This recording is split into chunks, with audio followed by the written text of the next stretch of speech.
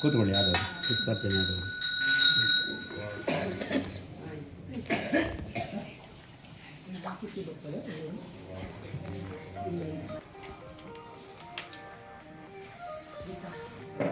ಮೊಬೈಲೆಲ್ಲ switch off ಮಾಡಿ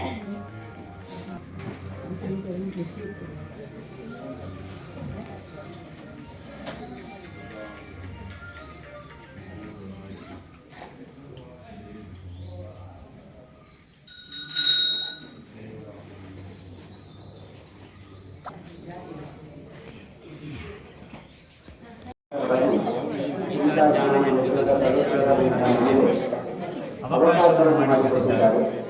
ಹಾಗಾಗಿ ಈ ಸಂಸ್ಥೆಯ ಎಲ್ಲ ಪದಾಧಿಕಾರಿಗಳು ಮತ್ತು ಸದಸ್ಯರಿಗೆ ಹೃತ್ಪೂರ್ವಕವಾದಂತಹ ಧನ್ಯವಾದಗಳನ್ನು ಅರ್ಪಿಸ್ತಾ ಇದ್ದೇವೆ. ಗೀತಾಜ್ಞಾನ ಯಜ್ಞದ ಬಗ್ಗೆ ಮತ್ತು ಭಗವದ್ಗೀತೆಯ ಬಗ್ಗೆ ಒಂದು 4 ಮಾತು. ಭಗವದ್ಗೀತೆ ನಮ್ಮೆಲ್ಲರ ಪವಿತ್ರವಾದ ಗ್ರಂಥ. ಈ ಗೀತೆಯಲ್ಲಿ ವ್ಯಕ್ತಿಯ ವ್ಯಕ್ತಿತ್ವದ ವಿಕಾಸದ ಬಗ್ಗೆ ಇದೆ. ಭಗವದ್ಗೀತೆ ಅಂದರೆ ಅದು ಮನಃಶಾಸ್ತ್ರ.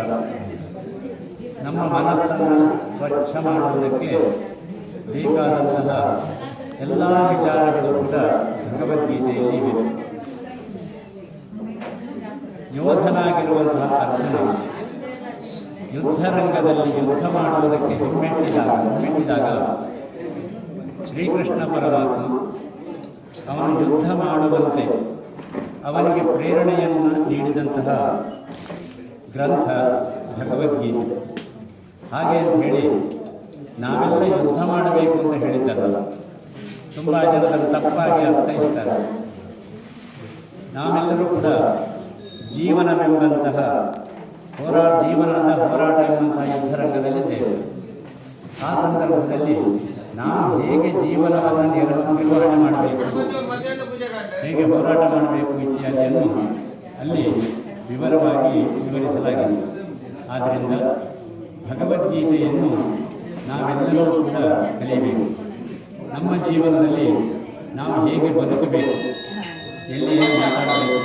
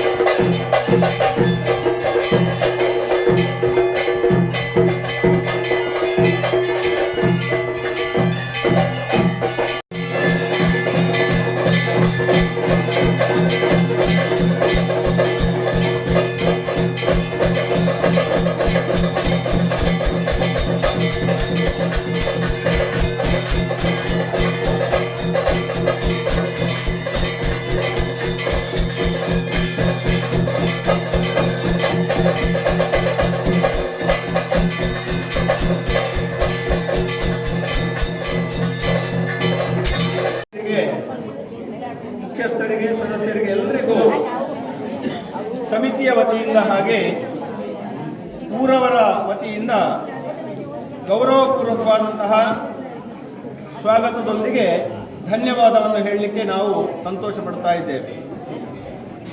ಹಾಗೆ ಎಲ್ಲಿ ಭೋಜನ ಪ್ರಸಾದವನ್ನು ಸ್ವೀಕರಿಸಿ